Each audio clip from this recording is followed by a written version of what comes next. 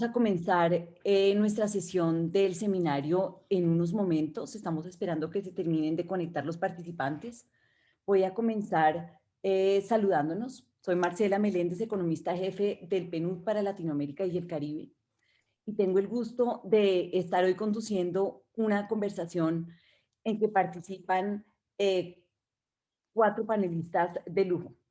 Tenemos a Isaac Alfi, director de la Oficina de Planeamiento y Presupuesto de Uruguay, y tenemos a 3 de los autores de documentos de antecedentes de nuestro Informe Regional de Desarrollo Humano lanzado al mundo el 22 de junio. Hugo Ñopo, investigador senior de GRADE en Perú. María Laura Alzúa, subdirectora de CEDLAS en la Universidad de La Plata en Argentina. Santiago Levi, economista mexicano muy reconocido, que ha ocupado importantes cargos en el gobierno de México, también en el BID, y que más recientemente ha sido un asesor muy cercano nuestro y que acompañó el desarrollo del informe regional y en particular el desarrollo del capítulo sobre los sistemas de protección social, que es el que nos convoca hoy en esta reunión. Creo que vamos a comenzar y el inicio va a ser con una pequeña bienvenida por parte de nuestro director regional, Luis Felipe López Calva, que nos ha enviado un video. Después de eso, yo voy a hacer una muy breve recolección de los grandes mensajes del capítulo de protección social de nuestro informe regional para abrir esta conversación y luego vamos a abrir una conversación con los participantes. Entonces, creo que estamos listos para el video de Luis Felipe y con eso comenzar.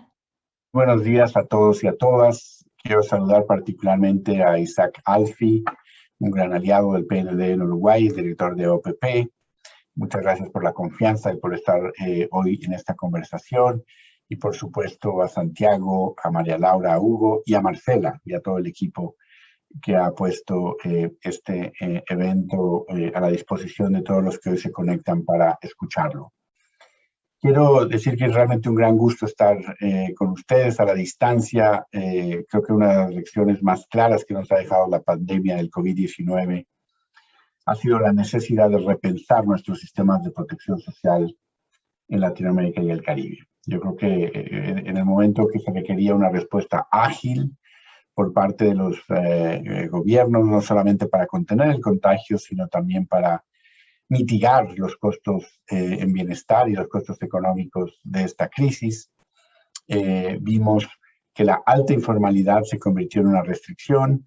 Los mercados laborales tienen niveles muy altos de informalidad, que significó que un porcentaje no menor de los trabajadores no tuviera alguna forma de protección automática ante la pérdida de empleo, y que en el momento de ampliar los programas de transferencias, muchas de esas personas no estuvieran en los padrones originales.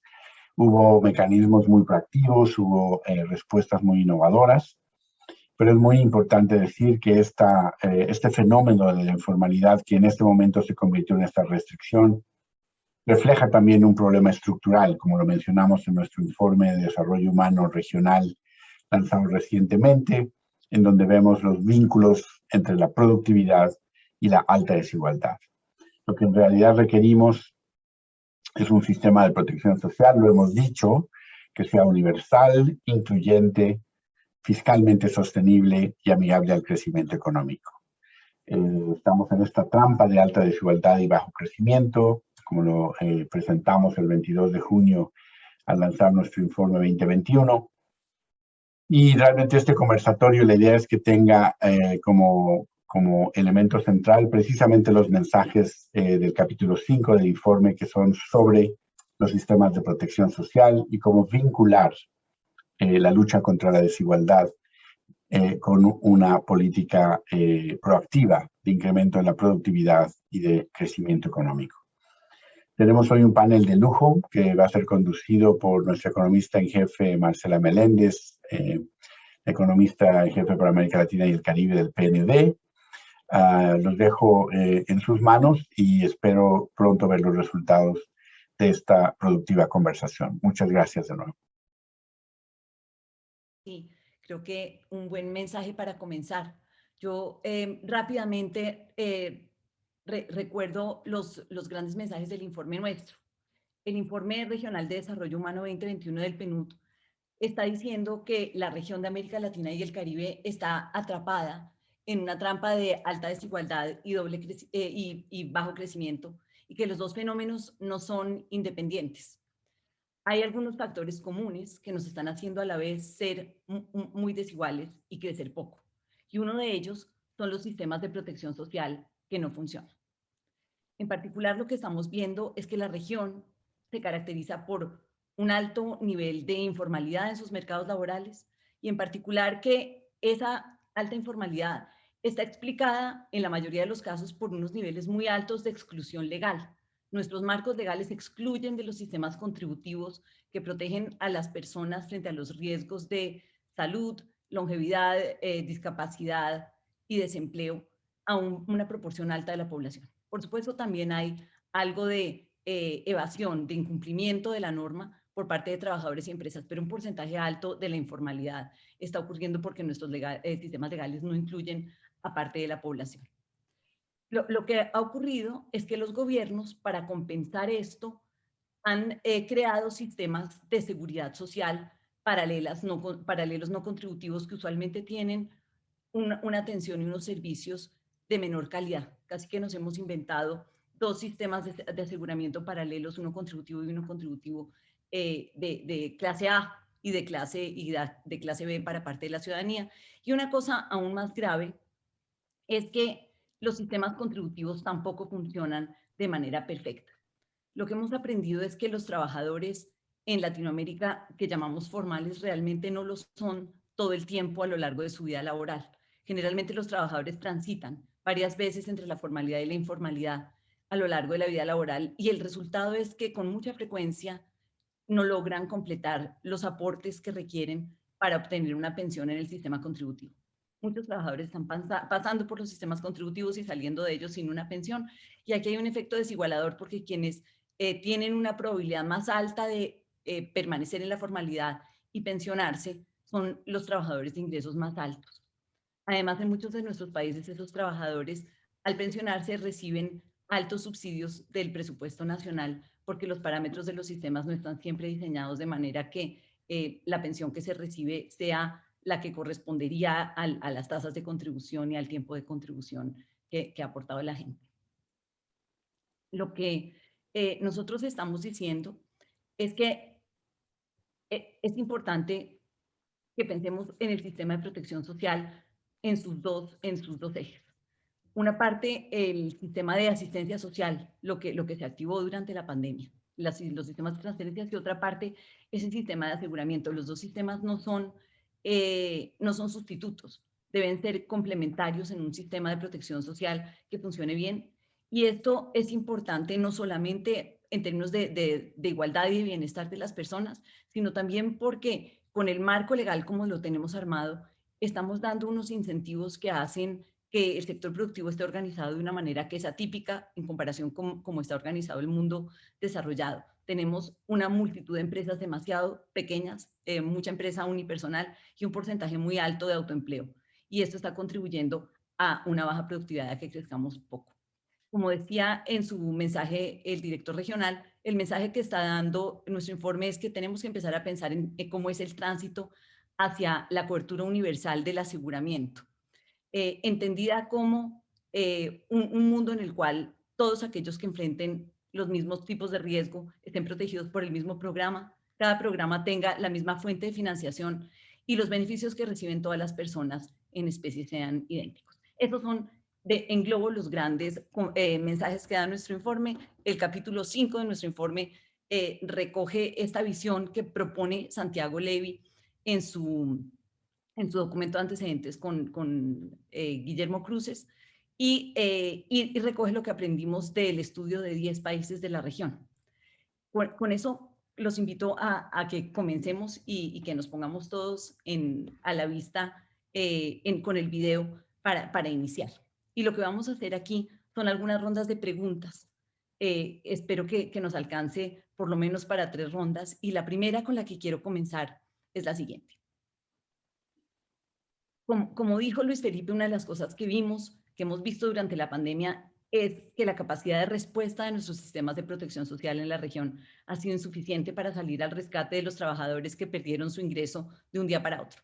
Yo quisiera que hablemos un poco de lo que funcionó bien y de lo que funcionó mal, en lo que respecta tanto a los sistemas de asistencia social, los programas de transferencias, como en lo que respecta a los sistemas de aseguramiento. Y que hablemos un poco de qué factores limitaron nuestra capacidad de respuesta. Le voy a dar de primeras la palabra a Isaac Alfi, que es nuestro invitado especial del país que nos convoca para que hablemos en primer lugar de Uruguay. Isaac, tienes la palabra. Muchas gracias, Marcela. Bueno, primero que nada, compartir el diagnóstico, ¿sí? Del documento. Es bastante claro, aunque en Uruguay seguramente esté bastante atenuado frente al resto de los países en términos generales, no así en la materia de productividad, que claramente podemos estar un poco mejor, pero tampoco es una diferencia muy grande. En el resto sí está bastante atenuado. Nuestro problema de informalidad y la cantidad de personas que nosotros considerábamos o consideramos en realidad no pobres, porque lo medimos básicamente por el método del ingreso, claramente lo que hacemos es subestimar un problema que es mayor. Y de hecho, cuando aparecieron los primeros indicios de pandemia y la retracción casi voluntaria, más allá del llamado del gobierno, de la gente, a guardarse, diríamos, a quedarse en su casa, claramente ahí tuvimos, empezamos a identificar que la cantidad de personas que requerían asistencia era el doble de las que teníamos registradas, o las que teníamos en principio en nuestra cabeza. Más allá de eso, la institucionalidad uruguaya, que data de más de un siglo, de hecho, la pensión, hay una pensión mínima a la vejez que data de 1914 en Uruguay, o sea, es como una renta básica no contributiva a determinada edad, ¿sí? Conjuntamente con otros que tenemos un sistema de seguro de desempleo de larga data, de seguro por enfermedad, de sistema de carga de familias que se hizo universal en el año 95. Hasta el año 95 el sistema era solo para los empleados formales. A partir del año 95 se hizo universal. No podía tener un empleo formal, es básicamente por un ingreso, ¿sí? Eso nos hizo tener una respuesta bastante rápida.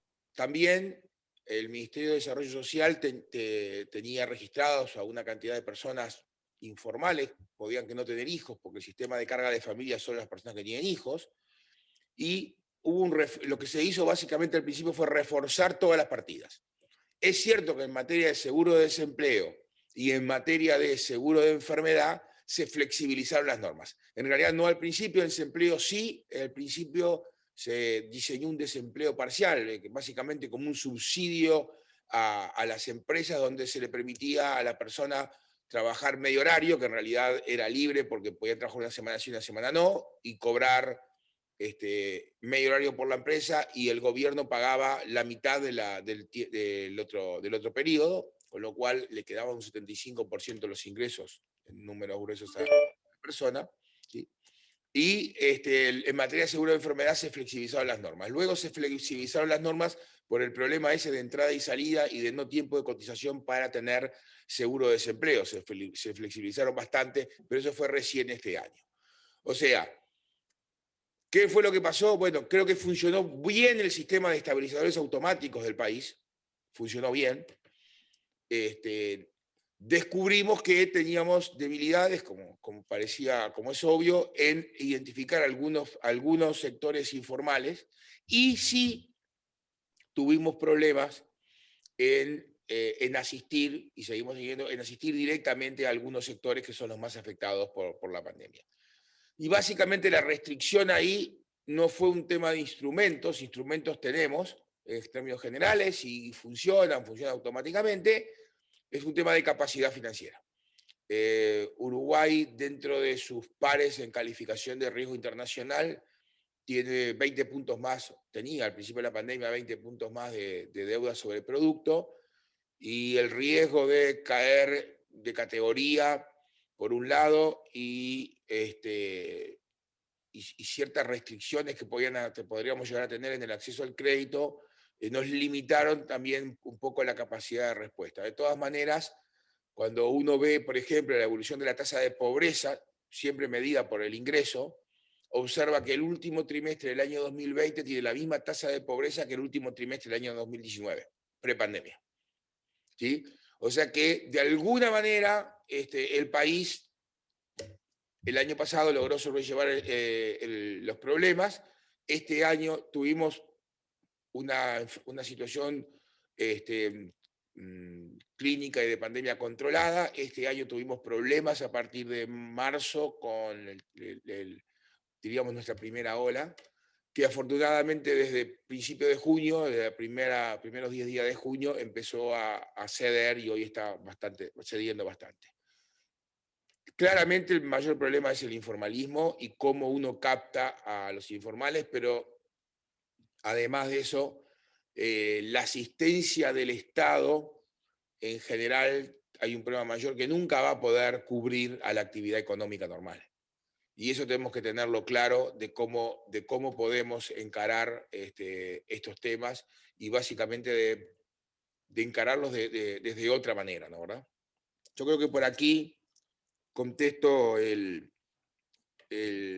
o pongo mi primera observación sobre esto. De hecho, nos fue sencillo a nosotros en muchas partes porque no salimos de cero, pero nosotros no salimos de cero, sino no salimos de una historia reciente, salimos de una larga historia donde fue un proceso de acumulación de décadas. ¿Sí? Miren que los programas en Uruguay, el de carga de familia tiene ya 8 décadas, por decir alguna cosa, y los de seguro de enfermedad y desempleo, que fueron concentrados, diríamos, en la década del 70 en un único organismo, estaban dispersos por grupos de actividad y también tienen 7, 8 décadas. Muchas gracias, Isaac. Has puesto sobre la mesa el tema tremendo de la restricción fiscal, que es uno que tenemos que tener en la cabeza todo el tiempo mientras estemos hablando de protección social. Sin duda es un tema del que vamos a volver a hablar hoy. María Laura, ¿nos cuentas sobre Argentina? Gracias, Marcela, y gracias al colega de Uruguay porque resaltó algunos puntos que son relevantes para Argentina e incluso un poco más críticos. El punto de las restricciones fiscales ha sido muy importante para Argentina, especialmente porque Argentina venía de años de estancamiento en el crecimiento de empleo y del producto de varios años y no tenía acceso al mercado de capitales internacionales. Entonces, las herramientas que tiene para hacer frente a la crisis del COVID era principalmente emisión monetaria, que eso va a traer, digamos, bastantes problemas más adelante, ¿no? O como los estamos viendo hoy.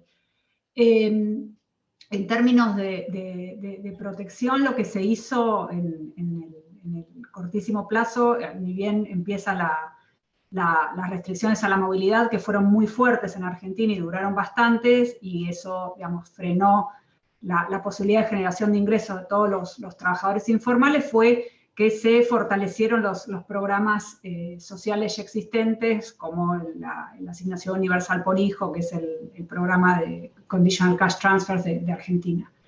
Y además se instituyó rápidamente lo que se llamó ingreso familiar de emergencia, en el que realmente el gobierno se dio cuenta que había un subregistro enorme de las personas que pensaban que necesitaban asistencia vis a vis los que la demandaron. O sea, pensaban que más o menos iba a ser algo del orden de la mitad de lo que terminó siendo. O sea, 10 millones de personas, una situación similar a la de Uruguay con otros números, pero lo mismo.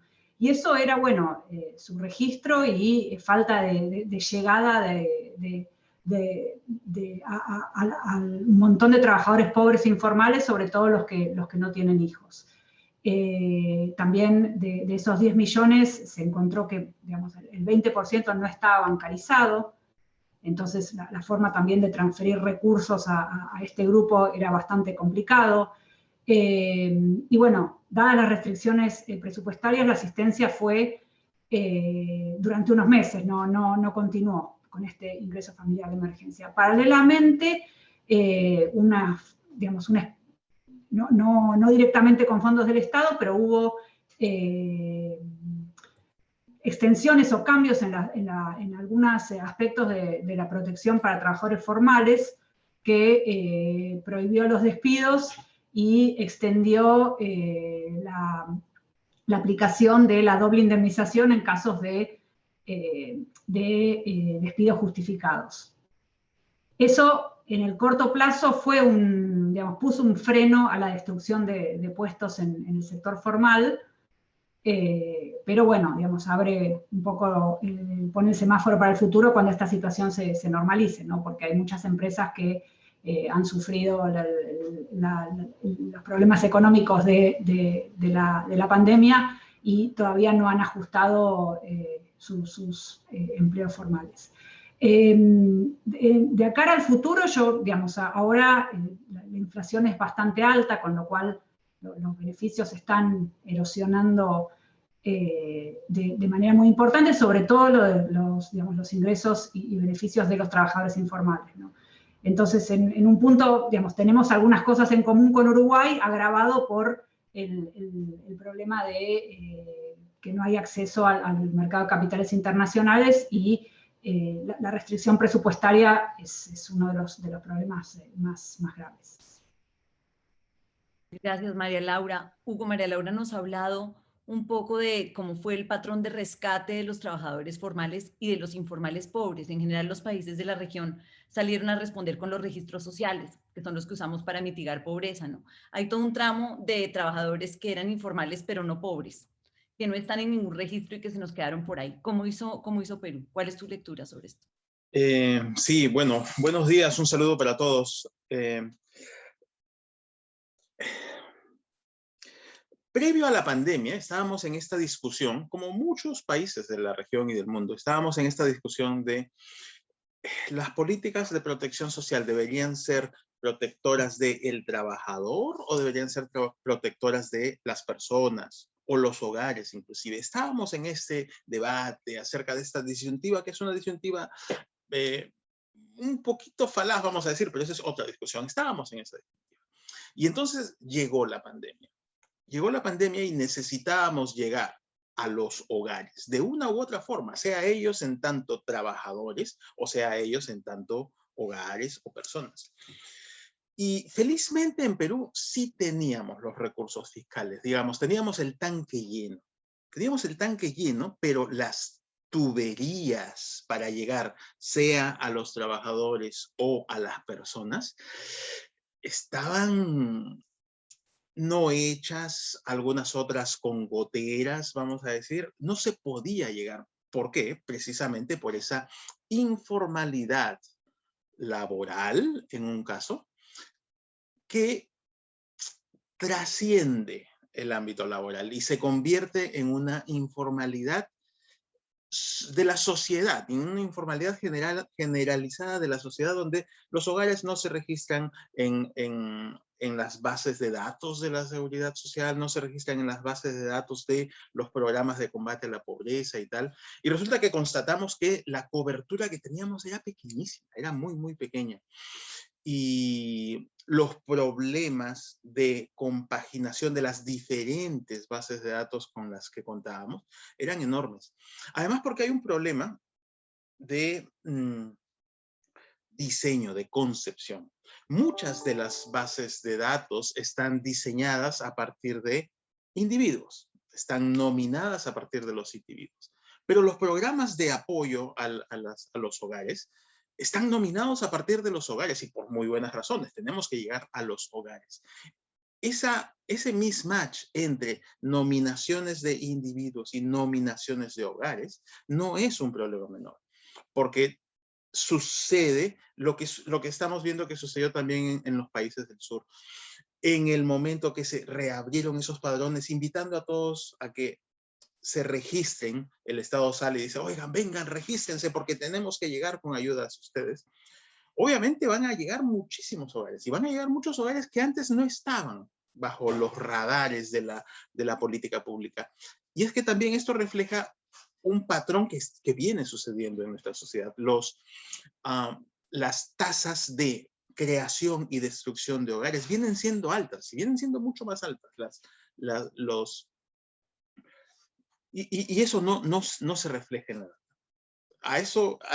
Pongo este punto estacionado por un momento porque a él quiero llegar después en una próxima iteración, pero sigo con el tema de la informalidad y la tubería que no permite llegar de ese tanque que nosotros felizmente sí teníamos lleno a los hogares. Esas tuberías son los mecanismos formales de la interconexión entre los trabajadores y la sociedad o el sistema público y los hogares y la sociedad o el sistema de registros públicos. Ambos están incompletos o tienen goteras por esta informalidad a la que yo me refería. Por último, de alguna forma se consiguió reparar esas tuberías o poner tuberías provisionales por estas épocas de la pandemia, pero después el punto siguiente era cómo llegar con ellos, cómo llegar de la manera más sanitariamente sana, segura, y entonces ahí el punto era llegar con transferencias electrónicas, transferencias bancarias electrónicas. Pero resulta que la inclusión financiera de la sociedad era bajísima, bajísima. Menos de 1/3 de los hogares en el país tienen una cuenta de ahorros, de cuenta corriente o de algún otro tipo. Y en nuestra sociedad, en nuestro país, sucede que si nosotros ordenamos por percentiles de ingreso a la población, aquí están los más pobres, aquí los más ricos, y en un eje Y medimos la inclusión financiera, ¿qué porcentaje de los hogares cuentan con alguna cuenta para estar incluidos en el sistema? Esta curva es de forma de U. Los hogares más pobres tienen una inclusión financiera, claro, porque ya pertenecen a los programas de apoyo y tienen cuentas en las que se les deposita ingresos. Los hogares más ricos obviamente están incluidos financieramente. Y resulta que en el medio de la distribución están estos hogares que consiguieron de repente eventualmente salir de la pobreza, pero todavía son vulnerables y entonces con un shock como este volvieron a entrar en la pobreza, pero no estaban bajo los radares, no estaban ni bajo los radares de los registros públicos de la ayuda social, ni bajo los radares del sistema financiero como para llegar a ellos con apoyos. Esa mitad perdida, ese missing middle, es un elemento al que tenemos que prestar atención, porque ahí también están los, vamos a decir, los bolsones más importantes de desafección, los bolsones más importantes de descontento frente a la falta de funcionamiento de este sistema. Se trata de hogares que vienen esforzándose, se trata de personas que vienen esforzándose, se esfuerzan por trabajar, por conseguir un empleo, por formarse para conseguir esos buenos empleos, saliendo de la pobreza, consiguen escapar de la pobreza, pero están en una situación de vulnerabilidad, de manera que llegado un choque, no tienen ese colchón que les permita enfrentar las situaciones. Y ahí hay unos bolsones bien importantes de descontento que hay que ir prestando atención. Decía que voy a referirme adicionalmente al tema de los hogares versus las personas en una próxima intervención, así que lo dejo por aquí. Muchas gracias. Gracias, Hugo. En ninguno de nuestros países se activó un seguro de desempleo, como ocurrió en el mundo desarrollado, que hubo empresas que despidieron a la gente, el seguro de desempleo se activó, empieza la reactivación, vuelven a reenganchar a la gente. Fue un paso mucho más suave. Santiago Levi, te dejé de últimas porque tú tienes una visión regional. Por favor, cuéntanos. Gracias, Marcela. Muy buenos días. Buenos días, Isaac, Hugo, María Laura. Un gusto participar en esta conversación y gracias por la invitación. Las experiencias de Uruguay, de Argentina y de Perú que nos ilustraron las 3 intervenciones anteriores, creo que de alguna manera reflejan la heterogeneidad que hay en la región. Y en efecto, Uruguay, como comentaba Isaac, es probablemente en el extremo de la región uno de los países mejor articulados en términos de más alta formalidad, probablemente en el 70-75%, y en el otro extremo probablemente esté Perú, con una informalidad de alrededor de 75-80%, casi los opuestos números de formalidad e informalidad entre Uruguay y Perú. Y los problemas que el informe resalta son claramente más graves en Perú, en Colombia, en países como México, República Dominicana, Honduras, en cierta medida Argentina y Brasil, y en menor medida en la región, en esta heterogeneidad, probablemente Chile, probablemente Uruguay. Dicho eso, para la región como un todo, más de la mitad de la fuerza de trabajo de la región está en la informalidad. Entonces, los sistemas que teníamos antes de COVID no funcionaban para más de la mitad de los trabajadores. Y esa mitad no se distribuía homogéneamente entre niveles de ingreso. La formalidad típicamente es de trabajadores de más altos ingresos y la informalidad de más bajos ingresos. Entonces, la informalidad probablemente caracterizaba al 60 o 70% de los trabajadores que están en la mediana o abajo de la mediana de la distribución de ingresos. La mayoría, 2/3, 75% de los trabajadores de bajos ingresos en la región estaban en la informalidad. Y cuando llega el choque de COVID, nuestras sociedades están en general incapacitadas para hacerle respuesta a un choque de esta naturaleza. Pero quitando el hecho de que COVID es un shock muy especial que le pega a la oferta y a la demanda simultáneamente, nuestras sociedades ya estaban muy mal preparadas para otros shocks en el pasado también. Cuando, por ejemplo, la crisis financiera de 2008-2009, porque en general, y este es el punto que quiero ir, más allá de un shock transitorio que puede ser muy complejo como COVID o más sencillo como una crisis normal, nuestros sistemas de protección social funcionan muy mal. Y funcionan muy mal por un problema de diseño adicional a lo que comentaba Hugo, por un problema de operación. Pero a veces nos concentramos en las discusiones en la operación, que la tubería funcione, en la muy buena analogía que nos presentó Hugo, en donde está el tanque de recursos del presupuesto federal y queremos que los tubitos lleguen a todas las familias muy rápidamente. El reporte está diciendo una cosa distinta. El reporte está diciendo, aun si tienes un tanque lleno, ¿a quién le llegan los tubitos y con qué incentivos y de qué manera es muy importante? Y eso en la región funciona muy mal. Y lo voy a ilustrar nuevamente con el caso de COVID. En el caso de COVID lo que se pudo hacer es rápidamente hacerle llegar una transferencia de ingreso a las familias. Pero no debemos confundir transferencia de ingreso con aseguramiento contra riesgos. Son dos cosas bien diferentes. Pensemos en la familia de una persona que al trabajador le dio COVID. Está bien, le dieron una transferencia de ingreso, fantástico. ¿Qué pasa si el trabajador se murió? Ya no tiene un seguro de muerte. De hecho, pierde la transferencia porque el trabajador ya no está vivo. ¿Qué pasa si el trabajador se invalidó? Se acaba la emergencia de COVID, pero el trabajador queda inválido. No tiene ya una transferencia de ingreso. Lo que se requiere son seguros contra invalidez, contra muerte, contra desempleo. Lo que la región ofreció fueron transferencias transitorias, mejor que nada, sin duda, pero no son la respuesta sistémica que requeríamos tener frente a esto. Y la región tiene ya mucho tiempo confundiendo la necesidad de tener sistemas de aseguramiento eficaces y universales con programas individuales de transferencias. Y ese es un problema que tenemos que resolver.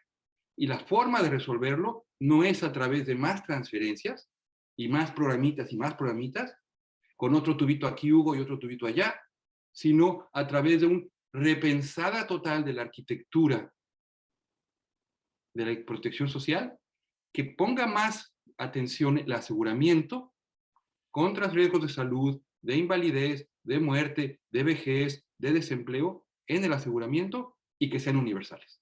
Y creo que, en mi opinión, esta es la gran lección que obtenemos de COVID. Gracias, Santiago.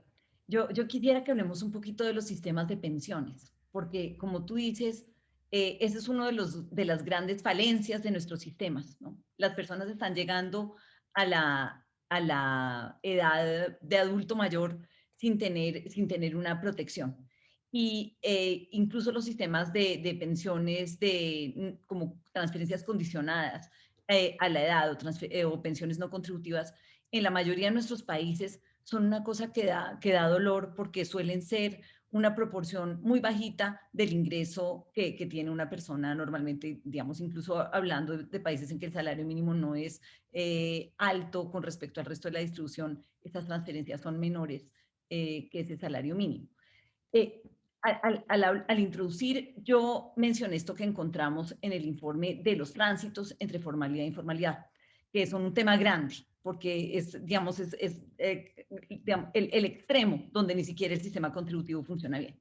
Me gustaría que hablemos un poco de esas cosas que son difíciles y que no funcionan bien en los sistemas pensionales de los países. ¿Qué temas de diseño tenemos identificados de cosas que, digamos, esto realmente está dando o no está dando la protección efectiva o está dando unos incentivos realmente perversos al mercado laboral y a la manera como funciona el sector productivo? Empezamos de nuevo con Uruguay. Isaac, Bueno, les voy a pedir que esta vez tengamos como 3 minutos de respuesta cada uno para que nos alcance para otra ronda. Perfecto. Muchas gracias, Marcela. Bueno, creo que quedó claro en las intervenciones anteriores, tanto de María Laura, de Santiago, de Hugo, la diferencia entre la pobreza medida por el ingreso y una pobreza medida de manera complexiva, que es como tenemos que medirla por las vulnerabilidades o el riesgo de caer en la pobreza rápidamente. El punto que está tratando ahora, de vuelta quizás, Uruguay en este momento está encarando una reforma general de su previsión social, no de la seguridad social en su conjunto, ¿sí? Donde básicamente lo que se está buscando ahora es mejorar el sistema de reparto, el sistema de solidaridad intergeneracional, básicamente en el pilar 0. De hecho, tenemos un pilar 0 en Uruguay. El pilar 0 existe históricamente. Uruguay tiene protección por incapacidad, una jubilación anticipada por incapacidad, parcial o absoluta. Tiene pensión de sobrevivencia bajo determinadas circunstancias. Tiene jubilaciones distintas, una jubilación por edad avanzada que depende de la edad y el tiempo de cotización, justamente por el problema que tú decías, Marcela, de la densidad de cotización, que no es pareja. De todas maneras, la densidad de cotización a las edades de jubilación andan en el entorno del 75%. Si uno pone la edad a los 65 años, con los requerimientos actuales, razonablemente igual accede a una jubilación plena en Uruguay, debería acceder. Naturalmente que a mayor nivel de ingreso, mayor densidad de población, pero digamos los quintiles más bajos están en ese entorno, o sea, no tendríamos un problema tan grande. Nuestro tema ahora es cómo diseñamos un pilar 0, ¿sí? De manera que también hay incentivos para el aporte. Y ahí tenemos un trade-off entre poner un pilar 0 demasiado alto, ¿sí? ¿Y qué más le podemos dar sobre eso? Porque entonces tenemos un subsidio bastante grande. De hecho, tú lo mencionaste al principio. Actuarialmente ningún sistema es sostenible porque el beneficio supera ampliamente el aporte. Y claramente tiene que haber impuestos generales para sostenerlo, tanto de la previsión social como en el resto de la seguridad social. De hecho, Uruguay en el año 1979 cambió su sistema y todo el sistema de seguro de enfermedad en parte, pero el seguro de desempleo, de las cargas de familia y parte de las jubilaciones están sostenidas por impuestos generales. El punto clave acá es justamente cómo desde ese pilar 0 salimos y damos incentivos para que la gente igual aporte, para que pueda mejorar esa prestación final.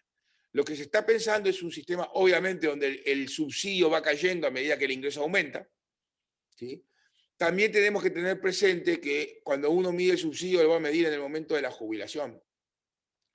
Pero lo que todos seguramente advierten, en todos lados del mundo pasa lo mismo, es que las personas de mayores ingresos tienen mayor expectativa de vida de las que de menores ingresos. Entonces, cuando uno mide ese subsidio, tiene que medirlo en función también diríamos, de la acumulación, del valor actual en función de la expectativa de vida. Y no estrictamente del valor puntual de la prestación que recibe. ¿Sí? Bueno, ese es el diseño que estamos teniendo. De hecho, reitero, Uruguay tiene una prestación básica de pensión vejez, y de hecho el 98% de los adultos mayores de Uruguay reciben una pensión del Estado, una jubilación o una pensión. Con lo cual, si bien no es muy importante, la mínima son $300 por mes aproximadamente, ¿sí? En términos uruguayos, no es muy importante, para comer sí les da, para comer apenas y algunas cosas más les puede dar, eso es claro, ¿sí? Pero de vuelta tenemos que generar los incentivos para que ese aporte sea mayor y entonces a partir de esa base ir creciendo en función de su aporte.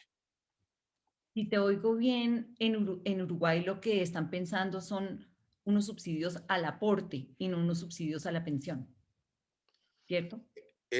No, en realidad estamos pensando en el subsidio a la pensión más que al aporte. De hecho, el tema es, hay una base, a partir de la base, de acuerdo a tu salario, calculamos la tasa de reemplazo de la que dé, ¿sí? Y te vamos a dar un porcentaje de esa tasa de reemplazo, no te voy a decir el porcentaje ahora, pero que va a ir creciendo, pero va convergiendo a cuando la tasa de reemplazo por tus... que el básico más el extra, quedamos en cero. Entonces, claramente el subsidio va a ir cayendo, pero de vuelta tengamos presente que obviamente no va a ser perfecto, aparte tendríamos que tener funciones continuas, por decirlo de alguna manera, y esto no... De hecho va a quedar continua, pero no va a quedar calzada seguramente con las expectativas de vida por niveles de ingreso. Pero de alguna manera sí, seguramente cuando uno ve la transferencia en la pasividad total, ¿sí? Ahí sí puede quedar más pareja en función de las distintas expectativas de vida. Bueno, muchas gracias. Uruguay parece que tiene de todas maneras un funcionamiento atípico y mejor que muchos otros en Latinoamérica. En esta ronda, invitados todos a reaccionar, ¿no? Yo, pensando, por ejemplo, en lo que significa el subsidio a la pensión versus el subsidio al aporte, me gustaría oír qué piensan los demás. María Laura, sigamos con Argentina. Bueno, hago un pequeño comentario de cómo es el sistema y después algo sobre el subsidio al aporte, como vos preguntaste. Argentina tenía una historia de alta cobertura de pensiones más o menos hasta los años 90. Ahí los mercados laborales empiezan a sufrir cambios bastante profundos y si bien hubo una reforma del sistema de pensiones que después volvió para atrás y todo, las leyes laborales y el sistema de pensiones no acompañaron los cambios de los mercados laborales. Entonces, lo que había hace unos años era que la cobertura estaba bajando. Esto, digamos, fue corregido con diversas perdones o moratorias en donde gente que no tenía sus años de cotización al sistema de pensiones sí se podía pensionar. Y hoy, justo ayer salió el dato en el diario que el 65% de las personas que se pensionan, que están pensionadas, no tienen los años obligatorios de aporte. Esto genera problemas graves de sostenibilidad y en línea con lo que decía Santiago, de incentivos, porque los incentivos a cotizar para un sistema de pensiones que de alguna forma me va a perdonar y me va a dar una pensión cuasi contributiva o no contributiva en el futuro, son como muy bajos. Digamos, los ingresos al número de pensionados que hubo durante los últimos años fueron muy altos, o sea, con un costo fiscal recurrente por encima de 2 puntos del PIB, o sea, más o menos 4 veces lo que es las transferencias monetarias condicionadas, o sea que estos ingresos de gente que tiene historia muy incompleta de aportes son un peso fiscal importante y los incentivos a aportar cada vez más bajos. En términos de reforma, no hay en la actualidad planes de reforma, pero, digamos, dada la informalidad creciente en Argentina, sería importante pensar en algún esquema de pensión universal, digamos, en la línea de Uruguay, ¿no? Con un subsidio para las personas de menores ingresos que sea independiente de los años de aporte y después algún sistema complementario para personas de altos ingresos. Pero bueno, eso no está en la discusión hoy. De hecho, ayer se anunció que se van a incorporar alrededor de 200.000 mujeres que no tienen aportes, pero se les van a sumar aportes por hijos a el sistema de pensiones. Y esto es un problema grave porque los incentivos a cotizar para una pensión en Argentina hoy por hoy son nulos y cotizan los que están en el mercado formal que no se pueden escapar de su cotización, pero la valoración es baja. Y los beneficios percibidos también de cotizar son muy bajos porque la pirámide de lo que cobra cada pensionado por sus beneficios está muy achatada, con casi el 80% cobrando una pensión mínima, que en este momento es, para que se den una idea, es 1/3 de la canasta básica de pobreza para las familias. Entonces es un problema grave. Ya me usé mis 3 minutos, lamentablemente. Hugo, cuéntanos de Perú, los problemas Sí, del sistema pensional peruano. son múltiples, y no me van a alcanzar esos 3 minutos, pero quiero reaccionar a esto de subsidios a la pensión versus subsidios al aporte. Y el problema con el subsidio al aporte está en los efectos de equilibrio general, los efectos de segundo tiempo, de segundo plazo, los incentivos que estos generan, ¿no? Si vamos a incentivar el aporte, entonces, ¿qué pasa con la formalidad o informalidad de los trabajadores? Si se aporta, si se subsidia el monto del aporte, se generan un tipo de incentivos, versus si se subsidia los aportes no cotizados, se genera algunos otros incentivos respecto de la informalidad. Y entonces ahí es donde hay que ser muy cuidadosos respecto de los incentivos que se generan, porque no siempre las buenas intenciones llevan a buenas políticas, y hay que tener mucha claridad sobre eso. Un elemento también a tomar en consideración aquí es que está también reflejado muy bien en el reporte, que es que los trabajadores formales y los informales no son esencialmente distintos, son esencialmente muy parecidos. Y hay varios indicadores que nos llevan a esa conclusión. Ambos están, los formales y los informales, ambos están todos bajo la misma distribución de ingresos. Podemos encontrar trabajadores de bajos ingresos y de altos ingresos en ambas modalidades de empleo formal o informal. También vemos que ellos rotan mucho entre empleos formales e informales. Las características observables de educación, experiencia, ocupaciones, sectores, etcétera, también son muy parecidas. Entonces, hay que reconocer que los trabajadores formales y los trabajadores informales son muy parecidos. Entonces, volviendo a la analogía que planteé originalmente, esto de las tuberías, ir por el lado de los trabajadores o ir por el lado de los hogares. Resulta que cuando vamos por el lado de los trabajadores, llegamos a ciertas personas, a cierta población, la población formal, excluyendo a otra por razones que, la verdad, son meramente circunstanciales. Es el tener el empleo formal y tal, y los incentivos que puedan estar detrás. Entonces, ahí es donde vienen los problemas ya estructurales, los problemas de diseño. Estas tuberías que van por el mercado de trabajo tienen este problema de diseño, este problema de concepción. Hay que pensar entonces en las otras tuberías que tienen la capacidad de llegar capilarmente a toda la población.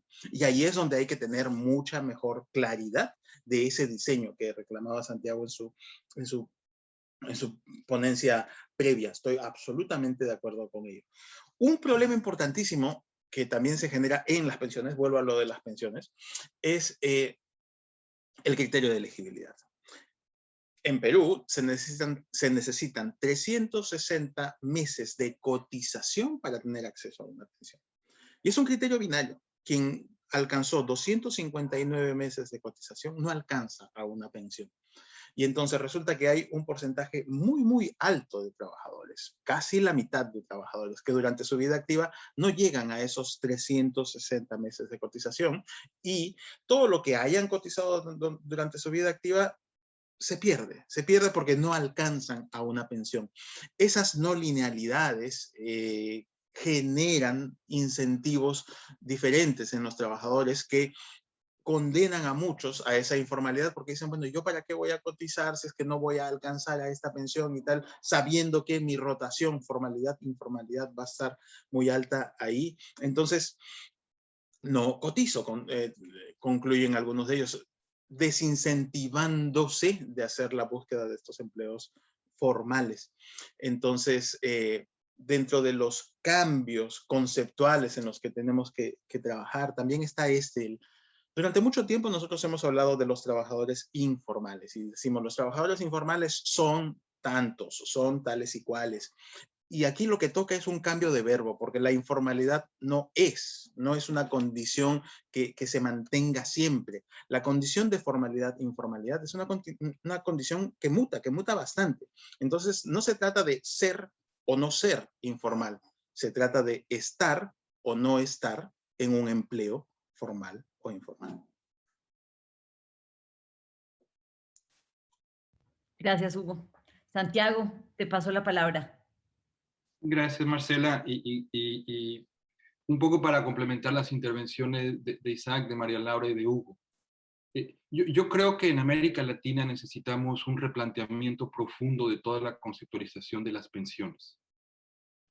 Si partimos de una premisa falsa, vamos a llegar al resultado equivocado.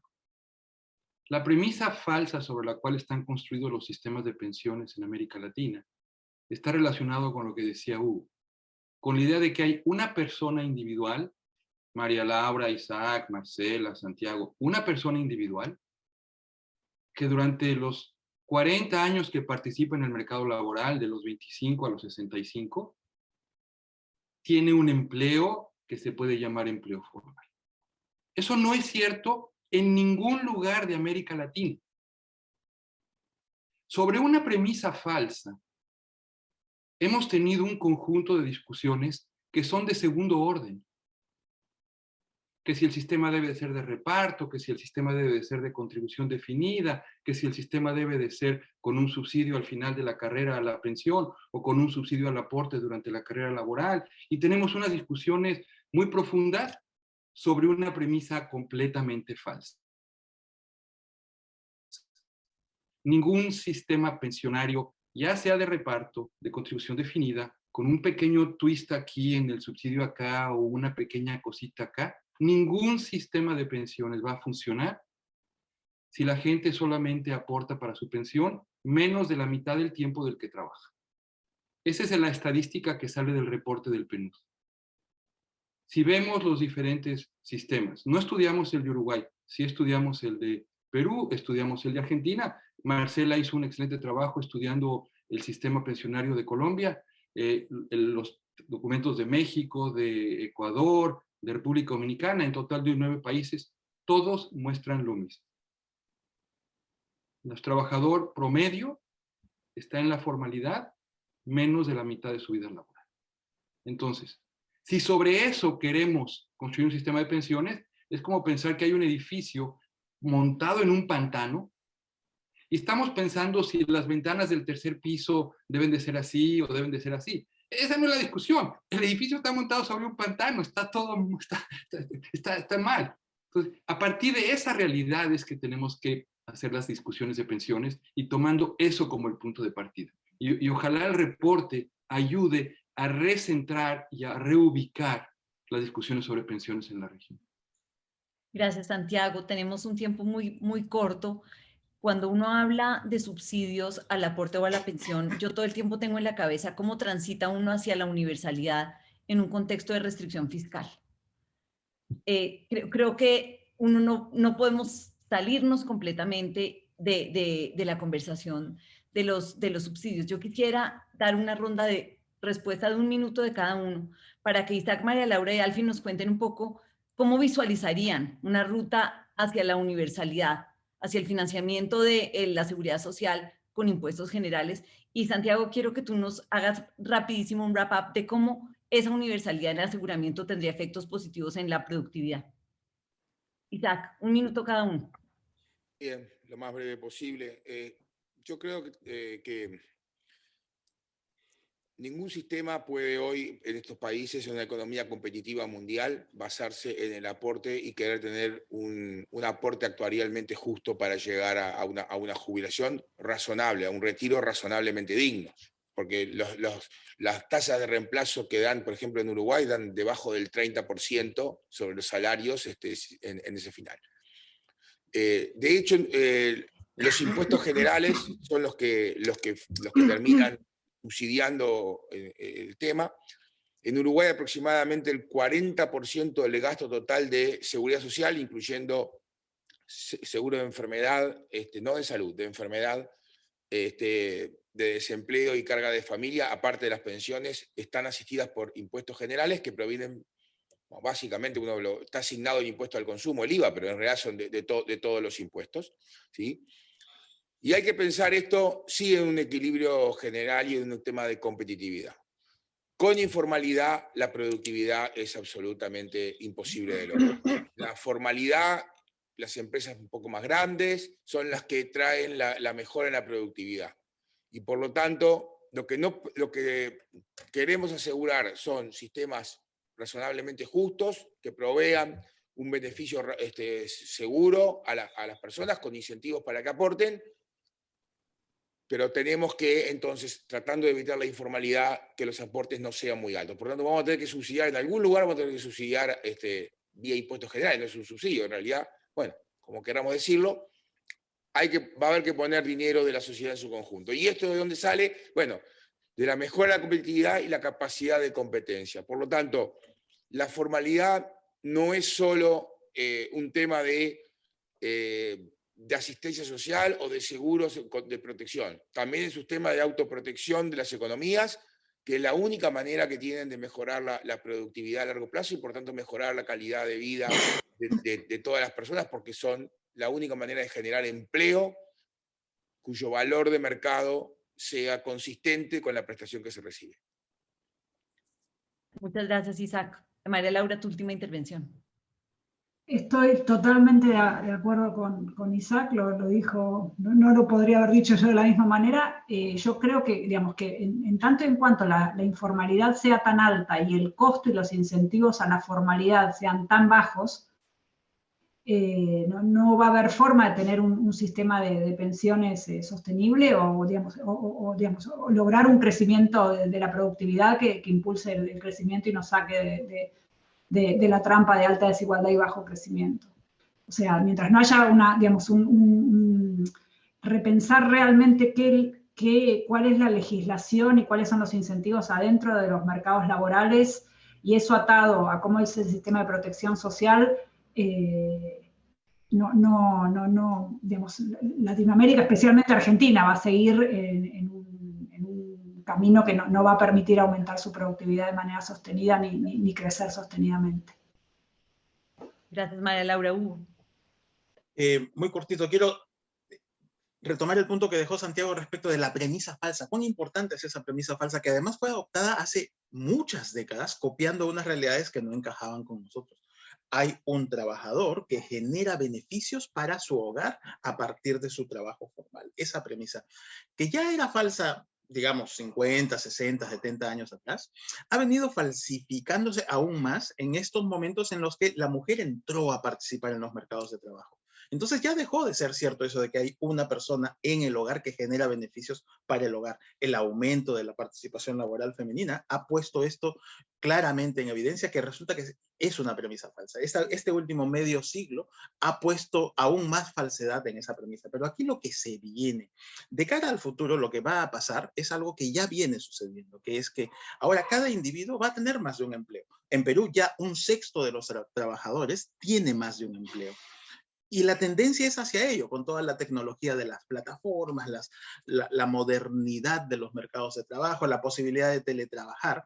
Cada vez más los trabajadores latinoamericanos y del mundo van a tener varios empleos. Entonces ya no es solamente falsa la premisa de que un trabajador con un empleo genera beneficios para su hogar, sino que ahora hay múltiples trabajadores dentro de cada hogar y cada trabajador tiene múltiples empleos. Reconocer estos cambios y lo que se viene resultará muy importante a la hora de diseñar los nuevos sistemas de protección social.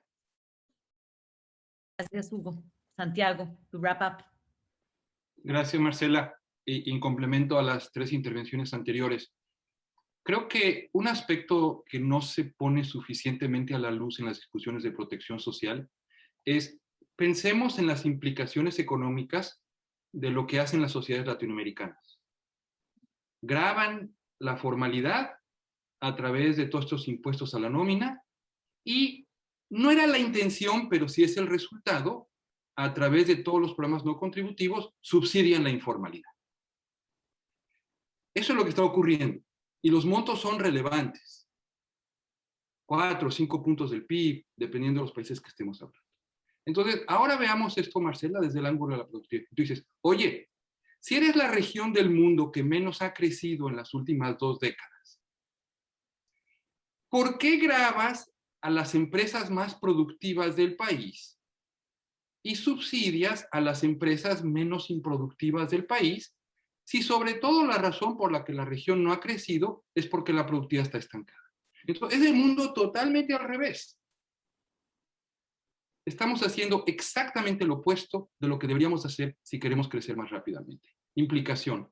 Hay una gran confusión entre que grabar al sector productivo es grabar a los ricos y grabar al sector improductivo es subsidiar a los pobres. Gran confusión. Y utilizamos los instrumentos fiscales equivocados a través de impuestos a la nómina muy fuertes. Debemos de cambiar la tributación a descansar mucho más en impuestos al ingreso, impuestos personales, impuestos corporativos, dejar de gravar la nómina, dejar de gravar al sector productivo, dejar de subsidiar la informalidad, y esa es la implicación productiva de la universalidad, porque entonces ya estás ayudando a las personas que necesitan por faltas de ingreso, no porque sean improductivas, al contrario, cambiaste los incentivos para que ahora sean más productivas. Ese tránsito, en mi opinión personal, es el requisito sine qua non que la región tiene que llevar a cabo para crecer con equidad, y creo que ahí es donde está el gran valor del reporte que pone el PNUD a disposición de todos, en donde está invitando un debate sobre esta situación. Gracias, Marcela. Gracias a todos. Claramente nos quedó corto el tiempo de la sesión para todo el material y toda la conversación importante que estamos dando. Les agradezco a Isaac, a María Laura, a Santiago y a Hugo y a todos los participantes que estuvieron hoy con nosotros, además de la gente que tuvimos conectada acá. Tenemos streaming en Facebook. Creo que hay una cantidad de gente que está interesada en estos temas. Ojalá podamos seguir dando estas conversaciones a lo largo de toda la región. Para mí ha sido un gusto estar con ustedes. Yo quisiera quedarnos un segundo más conectados para que compartan en el chat el link a nuestro informe también en español. No sé si ya está en el chat para que todo el mundo que esté interesado lo pueda ver. El capítulo 5 de nuestro informe es el que trata de este tema y hay, como decía Santiago, 10 estudios de país, 10 estudios de país. No mencionamos en la conversación a Brasil, pero también hay un estudio de Brasil que está dentro de los documentos de antecedentes. Queremos seguir examinando los sistemas de protección de la región con esta visión y esta lupa metodológica que propone Santiago Levy. Vamos a seguir dando lora, como decimos en Colombia, con estos temas el resto del año. Muchísimas gracias a todos y creo que si estamos ya, voy a mirar el chat para ver si ya está compartido. Ya está compartido. Bueno, muchas gracias a todos y con esto cerramos.